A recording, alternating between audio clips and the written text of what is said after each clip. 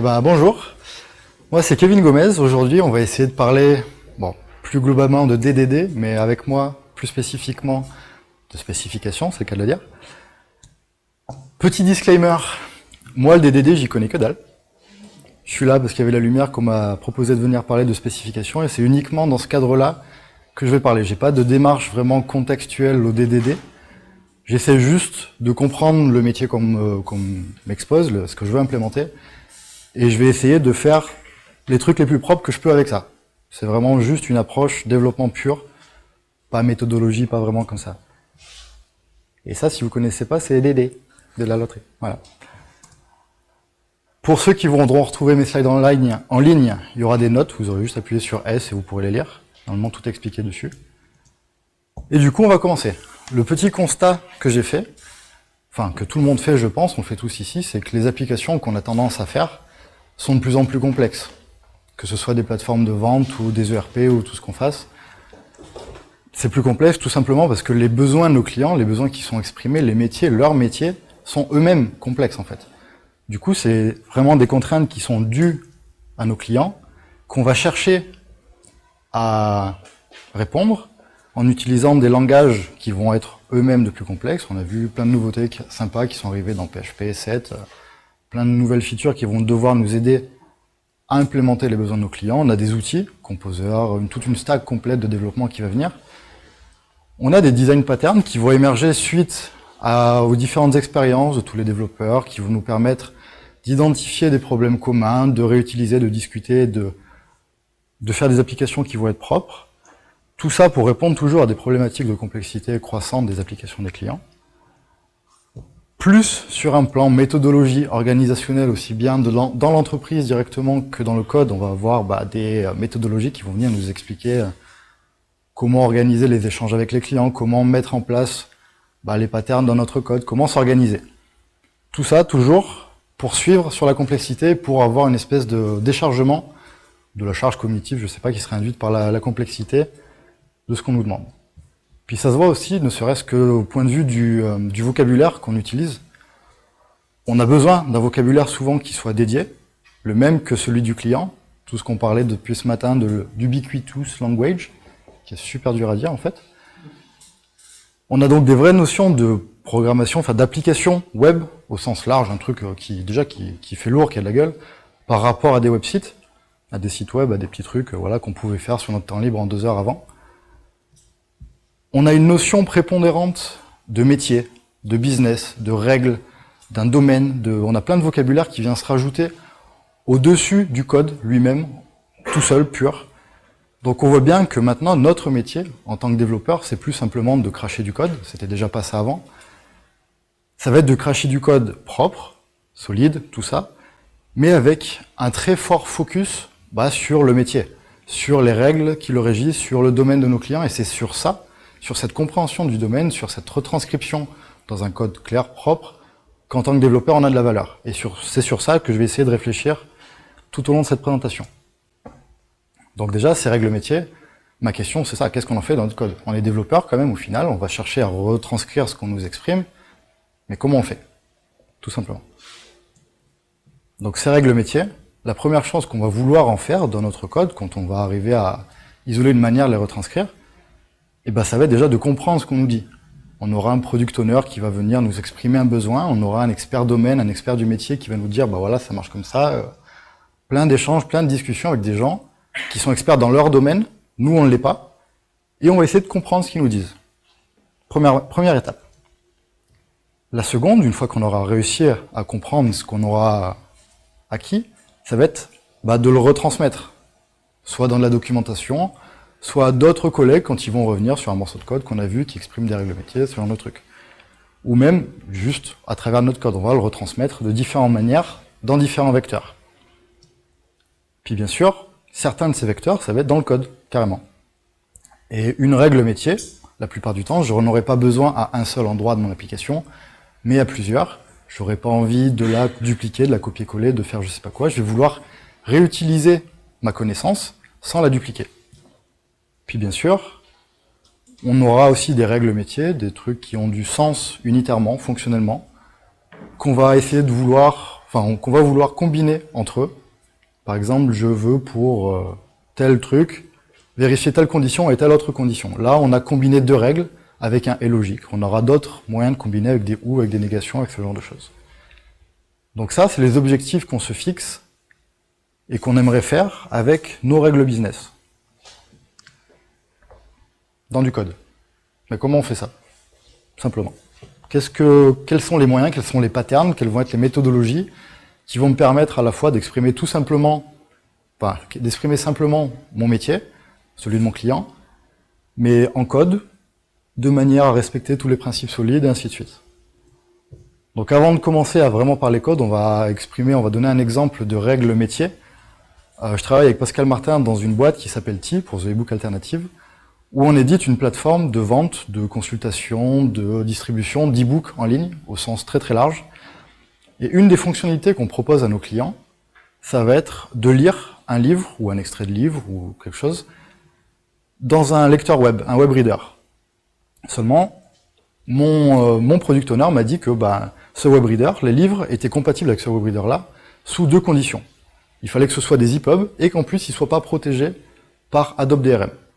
Ça, c'est ma règle métier. C'est une connaissance qui me vient directement du métier. C'est un expert domaine qui me l'a dit ça. Ok, je lui fais confiance. Pour que ça marche, il faut que le livre que j'essaie d'ouvrir vérifie ces propriétés-là. Ok. Donc, cette règle métier-là, comment je vais la représenter dans mon code? Ça ressemble vraiment à déjà des filtres, des critères de recherche, des attributs que je pourrais tester. Donc, je me dis que si je veux vérifier, si je veux récupérer, je sais pas, les listes des livres qui vérifient ces critères-là, j'ai qu'à écrire une requête dans mon repository Doctrine. C'est simple, hein, j'ai une règle, j'écris la méthode qui va bien, et puis ça me retourne mes livres, il n'y a pas de souci, ça marche. Sauf que déjà, on se rend compte que ça commence à être un peu bizarre. J'ai une méthode par règle, j'ai pas moyen facilement de combiner des règles, parce que je suis obligé de réécrire la méthode. Ça commence à être moyen. Et quand on retourne vers la Bible, parce qu'on est un peu en mode d'inspiration, je me dis que là, les repositories, j'ai dû louper quelque chose, ça me permet pas de faire ce que je veux simplement. Je retourne à la source, je relis qu'est-ce qu'un repository vraiment, et on voit que c'est en fait, et c'est Martin Fowler qui le dit, donc c'est quand même un peu le dieu, un des dieux, que c'est vraiment une couche qui va faire la médiation entre un client et une couche qui aura en dessous le stockage, la persistance des données, et qui va, à partir d'une requête, d'un objet requête qui va représenter d'une manière formelle des critères, faire l'abstraction de la couche de stockage qui est en dessous et retourner les objets qui me correspondent à ces critères. Et là, rien qu'en lisant ça, j'ai compris que j'ai loupé un truc complètement dans le pattern repository, parce que moi, j'ai pas du tout d'objet qui va représenter mon critère. J'ai juste plein de méthodes, je me dis, bon, ok, j'ai fait quelque chose qui va pas. Et là, c'est vraiment la représentation sous forme d'un diagramme de ce que je viens de dire. On identifie très clairement à gauche le client qui va construire un objet. Là, c'est appelé criteria, mais c'est vraiment le critère, l'objet requête, l'objet qui exprime qu'est-ce qu'on veut récupérer comme données. Cet objet-là le transmet ensuite au repository qui derrière va, sur la couche sous-jacente qui va bien, récupérer les bonnes données et ainsi de suite de manière transparente. Cet objet-là, je l'avais pas du tout. Voilà, soit dit en passant. Et cet objet-là, ça correspond à un autre design pattern, totalement décorrélé des repositories, ce qui s'appelle les spécifications. Le but d'une spécification, ça va être de séparer complètement l'expression d'un besoin, l'expression d'une condition, l'expression d'un filtre, de l'objet sur lequel ce filtre va être vérifié. Donc d'un côté, j'ai une classe, une spécification qui va me dire, ok, je veux un livre qui soit un EPUB sous Adobe DRM, et de l'autre côté, j'ai mon livre. Et la spécification va pouvoir prendre le livre en paramètre et vérifier la satisfaction ou pas de la règle business qu'on cherche à vérifier. Donc si on récapépète un peu, une spécification, c'est plus ou moins équivalent à une de nos règles business. Plus ou moins. On va chercher après à composer des spécifications, parce que là, j'ai une règle business qui a du sens fonctionnellement, qui est, on pourrait dire unitaire pour prendre le raccourci, mais potentiellement plus loin dans mon application, ou à un autre endroit dans mon application, je vais avoir besoin d'un livre qui est ouvrable dans mon web reader, mais je sais pas, je vais vouloir vérifier qu'il est ouvrable en France, par exemple. parce que je vais chercher à restreindre, pour des raisons légales, les conditions. Donc on va chercher à composer plusieurs spécifications, plusieurs règles business, pour créer des trucs un peu plus complexes, qui ont un peu plus de sens. Je le répète, les compositions, ça va être et, ou et non, tout simplement. Donc, du point de vue du code, maintenant qu'on a vu à peu près comment était censée fonctionner une spécification, on peut commencer à implémenter, voire expérimenter, tester, voir ce que ça donne, et voir si ça nous correspond. Donc une spécification, c'est une classe. Une classe, on peut imaginer, ça c'est une implémentation qui est tirée d'aucun framework, aucune librairie, c'est vraiment un truc que j'écris pour l'exemple. Elle marche en l'état, on peut imaginer qu'elle marche. On peut imaginer que chaque spécification va implémenter une interface spécification, pourquoi pas, qui nous proposera, qui nous contraindra à l'implémentation d'une méthode, isSatisfiedBy, et du coup on pourra tester qu'un objet fourni en paramètres satisfait la spécification qu'on écrit. Donc là, toujours sur mon exemple d'ouverture d'un livre dans le WebReader, eh ben, j'implémente vraiment dans mon code l'expression de la règle métier qu'on m'a donnée. Donc je vais vérifier avec le livre que j'ai en paramètres que le format est connu, est bon, et que la protection est bonne aussi. Donc là je suis allé un peu plus loin parce que juste un EPUB, c'est pas forcément, enfin il y a plusieurs types d'EPUB, donc je vérifie tous ces formats-là. Et là déjà on se rend compte que l'exemple précédent ne nous permettait pas de composer plusieurs spécifications entre elles. Je pouvais vérifier mon objet sur cette règle métier-là, mais je ne pouvais pas en combiner deux règles métiers pour vérifier l'objet. Donc on a besoin de méthodes et, ou et non, les fameuses méthodes dont je parle depuis le début. Ça ralourdit un petit peu la notation. Bon, on a une classe avec 3 méthodes qu'on va devoir écrire à chaque fois. On peut envisager avoir une classe abstraite pour généraliser un peu tout ça, mais pour le moment c'est pas horrible. À l'utilisation, qu'est-ce que ça donne? Eh ben, c'est relativement clair. On instancie les spécifications dont on a besoin pour vérifier ce qu'on cherche à vérifier. On peut faire du chaînage et composer plusieurs spécifications relativement simplement. Et ce que j'ai pas expliqué tout à l'heure, c'est que les spécifications, c'est juste des classes, comme d'habitude. Donc elles peuvent très bien, en argument d'un constructeur, accepter des paramètres. Si vous avez besoin de paramétrer vos spécifications, par exemple sur la ligne 2, la disponibilité d'un livre dans un pays donné, vous n'allez pas faire une spécification par pays, vous allez paramétrer tout ça. Et du coup, on peut aussi envisager avoir des dépendances dans les spécifications et partir sur des trucs un peu plus complexes. Je veux savoir tous les livres qui ont été rédigés par tel auteur ou des trucs comme ça. Donc là, enchaînant 3 spécifications unitaires qui ont du sens indépendamment les unes des autres, j'arrive à avoir une vraie règle complexe que je peux utiliser dans mon application et qui me dit si un livre donné est lisible dans le WebReader, disponible en France et dont l'éditeur n'est pas blacklisté.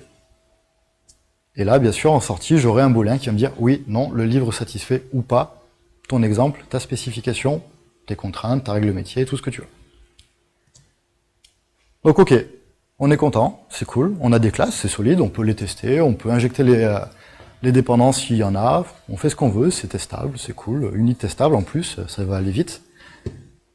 Par contre, au niveau de l'écriture, de la retranscription de la règle métier en elle-même, si je veux discuter de ça, parce que j'ai pas tout compris, parce que je suis pas sûr de l'avoir réimplémenté correctement, avec l'expert du domaine, avec mon PO, avec un autre collègue, il faut que la personne soit capable de lire du code. C'est pas toujours un prérequis qui est satisfait. Et en plus, un peu plus pire, j'ai envie de dire, cette règle-là, je peux l'utiliser que sur un objet que je connais, que j'ai déjà, qu'on m'a donné un paramètre, ou ainsi de suite. Je peux pas faire l'opération qui consisterait à partir d'une règle métier, récupérer dans ma couche de stockage, ou je sais pas où, tous les livres qui vont la satisfaire. Je trouve que c'est dommage. Et justement, c'est ces 2 derniers points que Rulers, une petite bibliothèque que j'ai écrite, que c'est ces 2 derniers points que je me propose d'essayer de résoudre. Ou en tout cas, j'essaie. Et comment je fais ça? La première chose, c'était d'introduire un DSL qui soit indépendant du stockage, de ce qu'il y a en dessous. Ça rejoint plus ou moins l'idée du language ubiquitous. Ça va être quelque chose, en fait. C'est vachement dur à dire, ce truc. Ça va être un petit DSL, un petit langage, que les développeurs vont utiliser, mais qui sera assez proche, assez haut niveau en tout cas, pour être facilement compréhensible par quelqu'un qui n'est pas technique ou pas totalement technique. Un product owner, un développeur, un autre développeur, même s'il n'est pas familier de votre application, il devrait arriver à le comprendre sans aucun souci. Pourquoi? Eh bien, tout simplement parce que c'est un petit DSL qui ressemble énormément, qui est très très proche au SQL. On cherche à établir des critères qui vont nous permettre de vérifier, de vérifier des choses, de filtrer des données. Le SQL, ça fait plus ou moins ça, d'après ce que j'ai compris. Donc j'en suis très fortement inspiré. Puis les deux grosses features de Ruler, c'est que ça va marcher aussi bien au niveau d'une instance, au niveau d'un objet, que au niveau d'une source de données, avec les mêmes spécifications, avec le même langage, sans avoir besoin de changer quoi que ce soit. Et c'est ça la grosse feature à mon sens. Et voilà, quand je vous disais que c'était proche du SQL, ça je pense que vous le donnez à Doctrine, ou un truc, même à PDO ou quoi que ce soit, il le mange. Ça ressemble trait pour trait à du SQL. On vérifie, c'est toujours la même règle depuis le début, on vérifie que le format est dans une liste que j'ai fournie en paramètres, une liste de formats qui représentent des EPUB. On vérifie toujours la protection, sauf que c'est pas du code, c'est facile à écrire, c'est facile à relire, je peux montrer ça à mon product owner, il me dit ouais c'est bon, t'as bien compris ce que je t'ai dit, ça passe, pas de souci. Et à l'utilisation, c'est aussi simple. On va toujours avoir, dans ce cas-là, notre livre qu'on cherche à tester, notre règle. Là, j'ai pris la liberté de vous montrer comment on faisait pour injecter des paramètres, pour fournir des paramètres au moment de l'exécution. Donc, comme paramètre, j'ai fourni la liste de tout ce qui était valide comme format d'EPUB. Et en sortie, on a la même chose. On a un booléen qui va nous dire oui ou non, le livre est valide. La seule différence, c'est qu'au lieu d'appeler la méthode satisfies ou isSatisfiedBy sur une spécification, on va l'appeler sur rulers. Complique pas beaucoup les choses. Seulement, avec l'exemple d'avant, on perdait tout ce qui était solide. La règle, c'était vraiment une règle textuelle pure. Si je voulais la réutiliser à droite à gauche, j'étais obligé de la copier-coller, j'étais obligé de me la trimballer, je sais pas trop comment. Si j'avais besoin de dépendance dans cette règle-là, pour je ne sais quelle raison, j'étais incapable de me débrouiller proprement, je ne pouvais pas tester que tout était bien construit. Donc, on va rester avec notre idée d'avoir des classes pour représenter nos règles business. Et ces classes-là, comme depuis le début, ça va être les spécifications. Et qu'est-ce que fait une spécification? Toujours de la même manière que tout à l'heure, on va exprimer la règle métier qu'on cherche à représenter. C'est la méthode getRule qui fait ça, et qui retourne très exactement la règle que j'ai écrite tout à l'heure. On introduit aussi un getParameters, qui est juste un petit raccourci pour donner les paramètres qui vont être nécessaires pour cette règle-là. Et c'est une classe basique. Si vous avez besoin d'écrire votre constructeur ou des setters ou tout ce que vous voulez pour injecter vos dépendances, il n'y a aucun souci. Le seul petit détail qui est propre à Rulers, c'est que là, en étant une classe abstract specification, qui va fournir les méthodes et, ou et non, qui vont permettre de faire du chaînage très facilement. Si on n'en a pas besoin, on n'est pas obligé de l'étendre. Et à l'utilisation, qu'est-ce que ça donne? Avec la classe de spécification pour Rulers, plus ou moins exactement la même chose que depuis le début en fait. On a le même pouvoir expressif, on a la même facilité d'écriture, notre IDE va compléter les trucs, il n'y a pas de souci, on arrive à exprimer facilement la règle qu'on voulait exprimer. On donne toujours notre instance à Rulers, toujours la spec, l'objet spécification cette fois à Rulers, et on a en sorti notre booléen. Mais ce qui est bien, et ce qui change par rapport au pattern specification tel que décrit par Martin Fowler, tel que décrit originellement, c'est que là, je peux très bien imaginer construire... là, j'ai pris l'exemple d'un query builder, je pense, Doctrine ORM, de Doctrine ORM. Je vais donner ça à Rulers au lieu d'un objet de livre, et je vais lui donner, en second paramètre, ma spécification. Et au lieu d'avoir un booléen oui, non, ça satisfait, Rulers va être assez intelligent pour construire la requête SQL qui correspond à ma spécification, l'exécuter sur Doctrine, et retourner les livres qui correspondent à ma requête. Là, j'ai pris l'exemple de Doctrine ORM, ça marcherait aussi avec la doctrine des balles, ça marcherait avec un itérable PHP, donc un générateur, tout ce que vous voulez, un array, tout ce qui va bien, avec du Elasticsearch, avec du Solar, avec tout ce que vous voulez écrire le support pour, en fait. J'accepte les PR. Et voilà, on a la même spécification, une expression, une seule et unique au travers de notre application d'une règle métier, qui est utilisable aussi bien sur un objet que sur une source de données. Je vais laisser ça comme ça. Et là, en général, c'est le moment où les gens commencent à me dire « Ouais, ok, ça n'a pas l'air si pire que ça, ton bousin, là. Mais t'as un DSL, tu gères je sais pas combien de back-end, de storage, ça doit être d'une lourdeur, mais horrible. » Et ben pour vous montrer que non, parce que non, je vais expliquer. Ah tiens, c'est joli ça. Comment on fait pour recharger une page sous Mac? Pas comme ça. Pomme R, ça marche pas ça?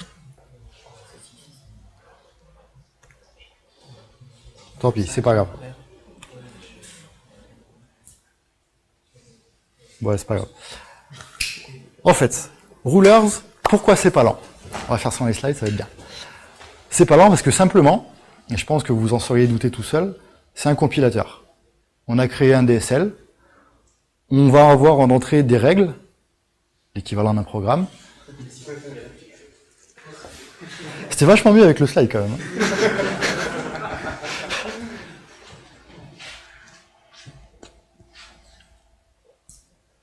Ça va être compliqué sans les slides, le reste de la présentation.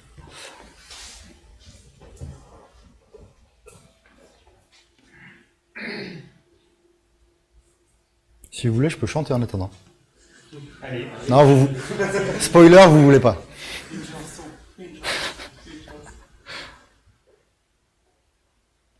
Bon, au pire, en attendant, j'ai besoin de ces slides. Je disais quoi? Rulers, compilateur, on a un DSL.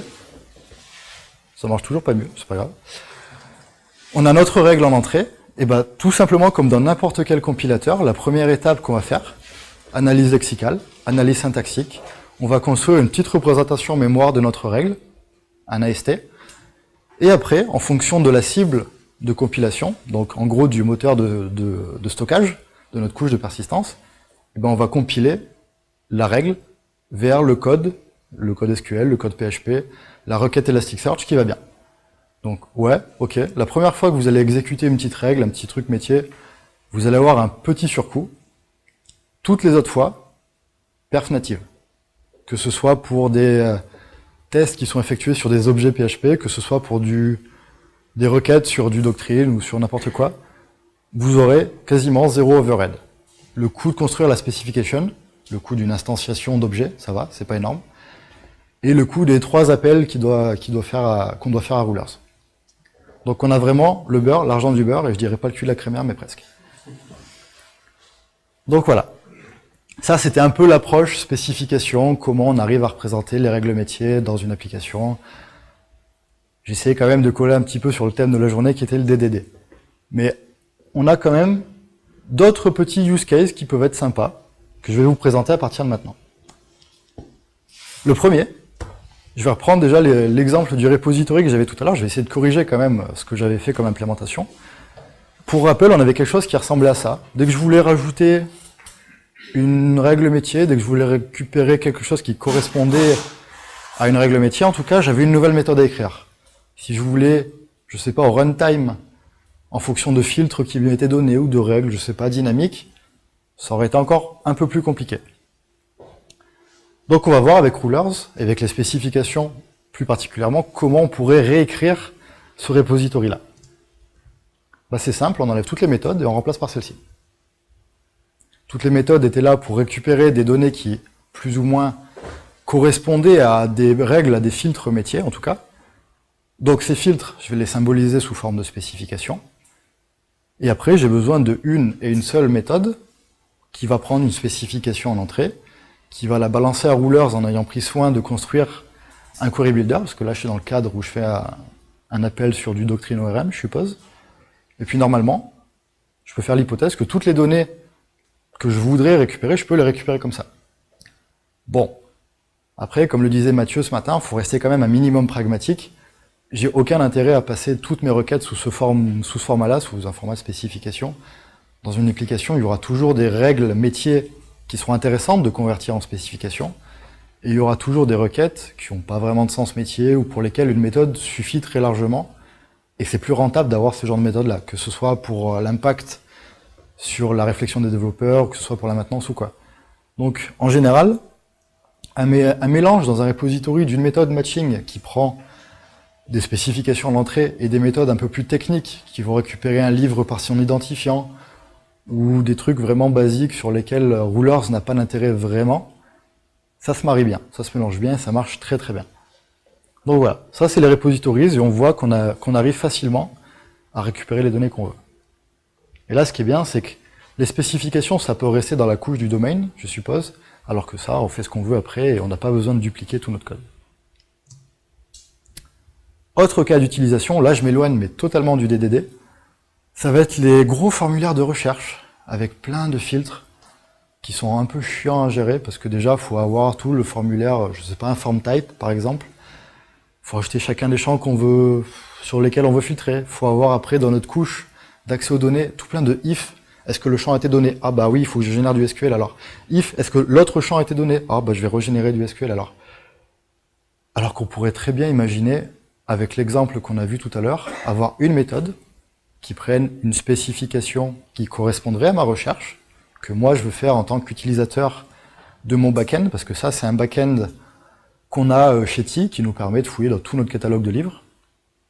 Et ben le but du jeu, ça va être de faire ça justement. Si on repart sur le principe de formulaire à la Symfony, où on peut faire correspondre chaque champ scalaire, chaque saisie de l'utilisateur à un objet, spécification, et ben on comprend très vite que finalement il suffit de faire ça. On a un data mapper ou quelque chose, je demanderai à quoi exactement après, qui va nous permettre de construire la spécification qui va correspondre à chacun de mes filtres de recherche. Et là, ce qui est bien, c'est qu'on colle avec la définition des repositories et des spécifications telles que fournies par Mastinfoller déjà. Et je vais ensuite agréger toutes les spécifications qui sont écrites, un gros et logique sur tout ça. Je donne ça à mon repositories, et j'ai les livres qui correspondent à ma recherche, avec 2 lignes dans mon repository. Parce que, si je me souviens bien, on peut demander la confirmation à Pascal, mais des if-else pour gérer ce formulaire-là, il y en a bien sur 300-400 lignes minimum. Voilà. 2 lignes.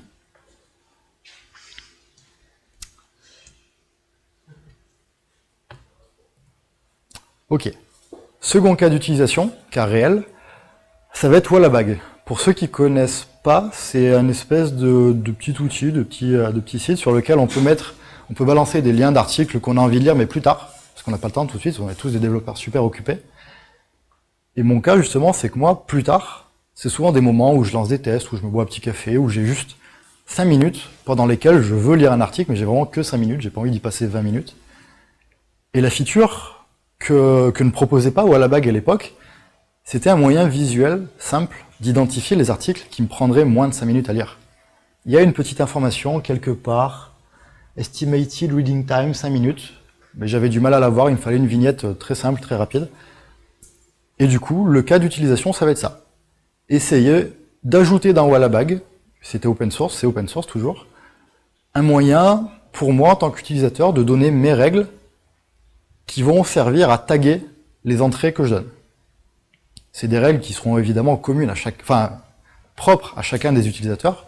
Moi, je veux savoir quels sont les articles qui se lisent en moins de 5 minutes. Potentiellement, il y a d'autres utilisateurs qui vont être intéressés par regrouper ensemble tous les articles qui traitent de sport. Pourquoi pas. Donc, j'ai cherché à intégrer Rulers dans Wallabag, proposer une petite interface très simple, un petit formulaire dans l'espace d'un utilisateur, dans lequel on peut saisir une règle au format défini par Rulers.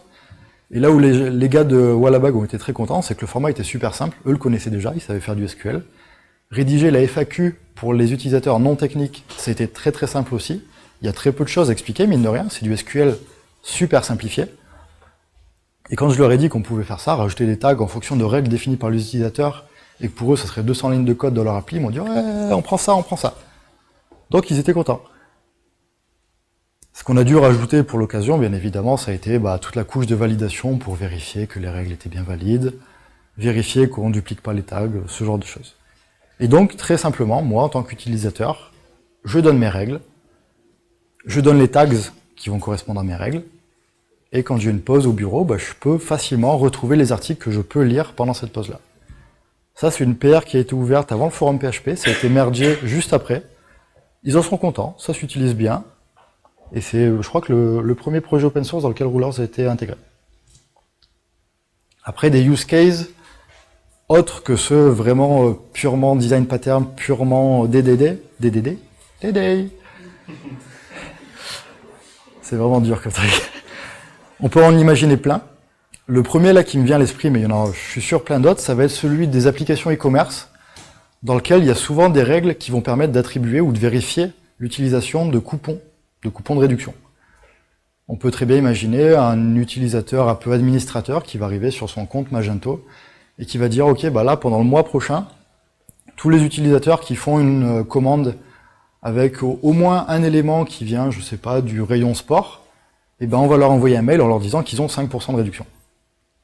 Toutes ces conditions d'attribution des 5% de réduction, c'est une règle qu'on peut écrire en Rulers.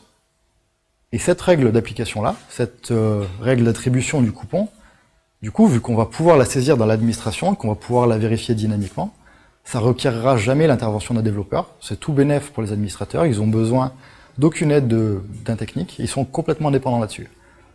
Et bien évidemment, l'opération marche dans les deux sens. Soit j'ai quelqu'un qui va arriver sur mon site e-commerce avec un coupon et je vais pouvoir vérifier qu'il est valide, soit je vais faire l'opération inverse. Mon administrateur va créer un nouveau coupon sur son administration et il va être un peu proactif au niveau marketing. Il va vérifier, il va récupérer une liste de tous les utilisateurs qui sont éligibles. Il va, je sais pas, leur envoyer un email pour leur dire « Venez nous acheter des trucs, en plus vous avez des réductions, c'est cool quoi ». Et ça, c'est des trucs qui sont super simplement avec Rulers, parce qu'on a un DSL qui est là pour ça, qui sait faire les deux opérations, qui est super simple à utiliser, qui s'intègre très bien dans une interface web, et ça marche juste bien. Donc si vous voulez aller plus loin, bien sûr, le lien du projet GitHub. Il y a quelques articles de moi et des gens, par exemple, il y a Beberlake qui en a écrit un aussi sur tout ce problème de comment j'exprime des filtres que je vais passer à mes repositories. Il a écrit des trucs assez intéressants, il a toute une démarche où il explique pourquoi les critérias c'est bien, pourquoi avoir plein de méthodes c'est mal, et pourquoi... Il pourrait presque conclure que Rulers c'est bien du coup, mais voilà, ça n'existait pas à l'époque. Donc n'hésitez pas à aller lire ça, et si vous avez des questions, je suis là.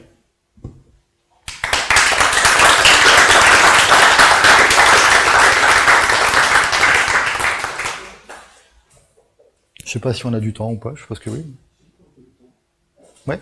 Comment tu traites le cas où il y aurait une faute d'orthographe, où le mot genre format serait mal écrit, ou ne correspondrait pas à ce que tu traites derrière? Donc comment je traite le cas où le développeur fait une erreur dans la règle, dans l'expression de la règle? Pas le développeur justement, parce que si tu laisses l'utilisateur remplir dans le formulaire un reading time... Par exemple sur l'exemple de Wallabag. Ouais, voilà. Eh ben c'est simple, j'ai une couche de validation qui va valider en deux temps. Déjà l'aspect syntaxique de la règle, que la grammaire l'accepte. Donc là effectivement ça vérifie pas les variables. Mais ensuite cette règle on va l'appliquer sur un contexte, sur un objet qui sera toujours le même, une entrée, une URL, quelque chose qui a toujours les mêmes propriétés. Et du coup dans la configuration, j'ai une whitelist de ces propriétés-là. Donc je vais vérifier au moment de la validation que toutes les propriétés utilisées dans la règle sont dans la whitelist. Donc écrire une règle qui n'est pas valide, qui partira en erreur au runtime, c'est compliqué. Okay. Le seul moyen que ça parte en erreur après, c'est que, je sais pas, le getter sur le reading time balance une exception, par exemple. Ou que ma base de données soit partie, ou j'en sais rien. Mais voilà, on a une couche de validation qui valide aussi bien les variables utilisées dans la règle que les fonctions. On peut écrire des règles qui utilisent des fonctions, comme du SQL classique. Oui. Tu penses qu'il est requêté un objet enfant, en fait? Ouais. Bookauthor.name. Si par exemple je vérifiais bookauthor.name, ça marche. C'est exactement ça la syntaxe en plus, donc tu vois, connais pas Rulers, mais tu sais déjà l'utiliser. Il y avait une question au fond? J'entends pas le... Ouais. Il y a du cache. Par exemple, si tu vas tester une règle précise sur un objet de type book en PHP, je vais avoir une empreinte à la fois de la règle que tu cherches à tester et de la cible sur laquelle tu veux tester. Je vais générer le PHP qui va bien. et je vais l'écrire dans un fichier, dans un répertoire de cache. Comme ça, la prochaine fois que tu réutilises la même règle sur le même type d'objet, je recompile pas, je réutilise le cache. Oh, bien sûr, ouais. Ouais, ouais. Et du coup, est-ce que tu as un cache format? Hein? Un cache format, c'est-à-dire est-ce qu'on peut pas générer en... Je l'ai pas fourni de base, ni dans la librairie, ni dans les bundles, par exemple, parce que j'ai fourni une intégration Symfony pour ça. Mais c'est envisageable. Pourquoi pas? Il faudrait juste avoir un moyen de lister toutes les spécifications. Pour faire un warm-up, en fait, ouais, il faut... Je pense que je vois plutôt ça du côté de l'utilisateur, en fait, parce que les règles, j'impose rien sur la localisation dans le code ou quoi que ce soit. Donc, Par une configuration, par exemple, si tu faisais un cache format, c'est facilement envisageable, ouais. Ce serait bien. Si vous avez envie de faire des PR, c'est cool, ça. Oui. l'expression language. Oui. Tu veux une réponse longue ou courte? Non, la question c'est de savoir comparer rulers par rapport aux components d'expression de Symfony. Et ton expression, est-ce qu'on pourrait s'imaginer passer quelque chose des composants expression ou Je pense pas parce que le but est vraiment pas du tout le même. Eux c'est vraiment tu veux utiliser l'expression language pour vérifier un objet. Point. Il n'est pas fait pour être étendu, à part rajouter des fonctions dans leur truc. Tu peux pas facilement, je sais pas, générer un AST et le convertir en requête SQL. Au moment où je regarde en tout cas. Donc on n'a pas du tout la même grammaire, on n'a pas du tout la même philosophie. Pour moi, c'est deux utilisations distinctes, complètement distinctes. Plus de questions? Ben merci.